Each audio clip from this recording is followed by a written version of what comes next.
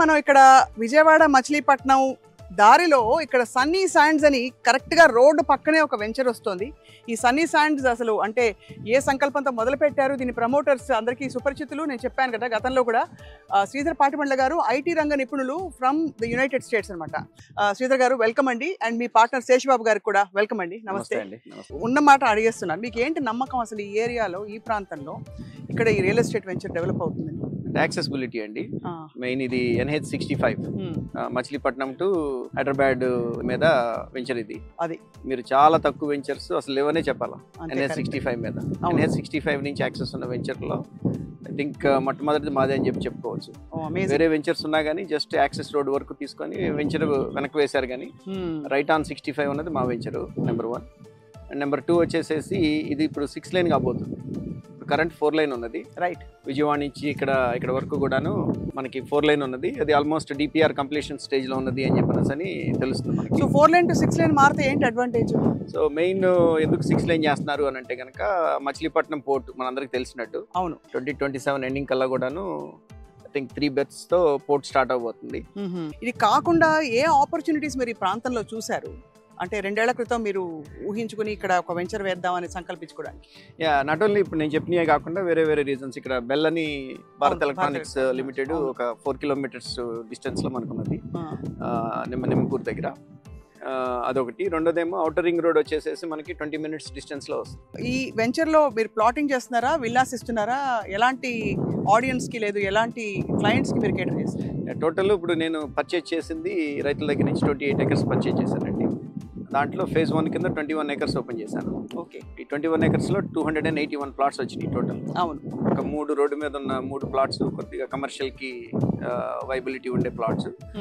3 plots తీసేస్తే 278 మనకి residential plots వచ్చినాయి. మెజారిటీ వచ్చేసి 183 స్క్వేర్ యార్డ్స్, అంటే 33 అడుగులు అడ్డం 50 అడుగులు లోతు.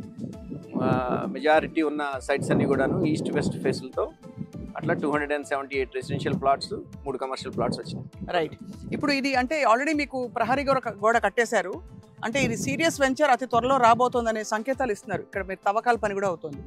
సో ఎప్పటికి హ్యాండ్ ఓవర్ చేస్తారండి? లేదు మీరు విల్లాస్ ముందు అంటే కట్టబోతున్నారా కొన్ని మోడల్?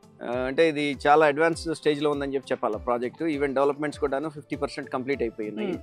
సో ఈ ప్రహరీ వాల్ చూసినట్టయితే దాదాపు మోర్ దాన్ 2 kilometers లెంగ్త్ ఉన్నటువంటి ప్రహరీ వాల్ మొత్తం ఈ ఫేజ్ 1 కి మొత్తం కూడాను ప్రహరీ వాల్ కట్టేసినాం మొత్తం. రైట్, మినిమం 1 year హోల్డ్ చేస్తే యువర్ సేయింగ్ మీకు 40% అప్రిసియేషన్ అక్కడే కనిపిస్తుంది, just land as it is. Correct. అలాంటిది ఇంకా కొంచెం ఒక 5 ఏళ్ళు పెట్టుకుని విల్లా కూడా కట్టేస్తే హోల్ మొత్తం పెరుగుతుందంటే అంటే నేను కాన్ఫిడెంట్ గా 40% ఎందుకు పెరుగుద్ది అని అంటున్నానంటే, రైట్, నేను నా ఓన్ గా నేను ఒక 10 విల్లాస్ ఇక్కడ ప్లాన్ చేస్తున్నాను. ఓకే, సో ఇది మచిలీపట్నానికి పోర్టుకి దగ్గరలో ఉంది కాబట్టి అవును ప్రైమరీ హోమ్ గా వాడుకునే వాళ్ళు ప్రైమరీ హోమ్ కింద వాడుకోవచ్చు.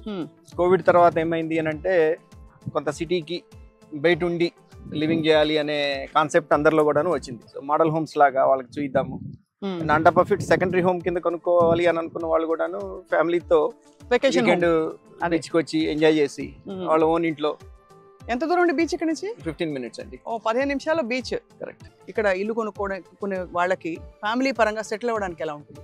ఐ మీన్ నాట్ ఓన్లీ ఇక మచిలీపట్నం అనే కాదండి, చుట్టుపక్కల చాలా చాలా చిన్న ఊర్లు ఉన్నాయి. రైట్, ఈ పెడన్ అనుకోండి, లేకపోతే గుడివాడ అనుకోండి, గన్నవరం అనుకోండి.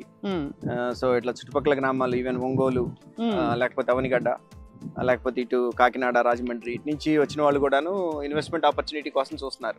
రైట్, నేను పెట్టిన ప్రైస్ పాయింట్ లో 1 year లో మినిమం 40% వాళ్ళకి 100% నా నమ్మకం. 40 మినిమం నేను చెప్పేది. అది 2 times అవుతుందా 3 times అవుతుందా అనేది మిగిలిన డెవలప్మెంట్స్ మీద డిపెండ్ అయి ఉంటుంది. కరెక్ట్, నా చేతిలో లేని ఎక్స్ట్రా అవేవి లేకుండా as is 40% development 100% I'm very confident. Right, ఇప్పుడు ఈ ప్లాట్స్ కి మీరు ఎలా పెట్టారండి ప్రైసింగ్? ఇది బేసిక్గా 13,000 per square yard పెట్టామండి ప్రైసింగ్ వైజ్. ఇప్పుడు అంటే మనకి దాదాపు ఒక ప్లాట్ ఎంత పడుతుందండి? సుమారు 22 లక్షలు అనుకోండి. 22 లక్షలకు మంచి ప్లాట్ విజయవాడ అంటే NH65 పక్కనే వస్తుందంటే వెరీ గుడ్. ఒక 70 లక్షల్లో ఒక విల్లా కట్టుకోవచ్చు. ఒక 50 లక్షలు 2,500 square feet విల్లా ప్లాన్ చేస్తే 3 bedroom విల్లా ప్లాన్ చేసుకుంటే 20 lakhs land and 50 lakhs villa 70 లక్షల్లో independent house their own villa వచ్చేస్తుంది. అండ్ దీంట్లో ఉన్న బ్యూటీ ఏంటి అని అంటే కనుక అంటే 30 లక్షల లోపు ఉన్న ప్లాట్ కి 90% లోన్ అవైలబిలిటీ ఉంది. ఎలాంటి ఇల్లు ఇష్టపడుతున్నారు శ్రీధర్ గారు? ఇప్పుడు అందరూ అంటే కంటెంపరీయా, మోడర్నా, లేకపోతే అంటే కొంచెం ఏన్షియంట్, కొంచెం కేరళ స్టైల్ అని చెప్పి రకరకాల మోడల్స్ వచ్చేసాయి. So what is your style of houses? అంటే మోడర్న్ హోమ్స్ కి ప్రిఫర్ చేస్తున్నారండి అందరు చాలా మోడర్న్ హోమ్స్, కరెంట్ ఎన్విరాన్మెంట్ కి తగ్గట్టు. అది సో కలర్ కాంబినేషన్ వచ్చేసి మీరు ఒక 10-20 years బ్యాక్ వెళ్తే కనుక మీకు beige colour is very popular, like light yellow is very popular.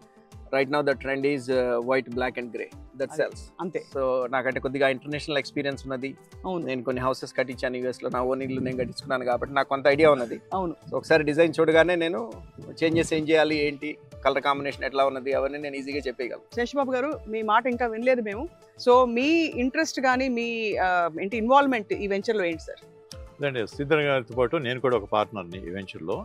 ఇది ఎప్పుడైతే ఈ సైట్ అంతా చూసానో మొదట ఇది నాకు చాలా నచ్చింది. ఎందుకంటే హైవే పక్కన ఉంది, తర్వాత ఇది డెవలప్మెంట్ గ్రోత్ కారిడార్లో ఉంది. అవును. పోర్ట్ డెవలప్మెంట్ స్టార్ట్ అయింది, అదేవిధంగా చాలా ఇండస్ట్రీస్ కూడా ఈ విధంగా వస్తున్నాయి. తర్వాత టెక్నాలజీ పార్క్ కూడా దగ్గరలోనే వచ్చే ఏర్పాటు ఉందని చెప్పి ఒకటి తెలిసి ఈ పోర్ట్ డెవలప్మెంట్ అంతా చూసిన తర్వాత ఈ ల్యాండ్ మీద మోసపడి మేము తీసుకున్నాము. సో ఈ హైవే యాక్సెస్ చూసిన తర్వాత ఇది చాలా బెస్ట్ లొకేషన్.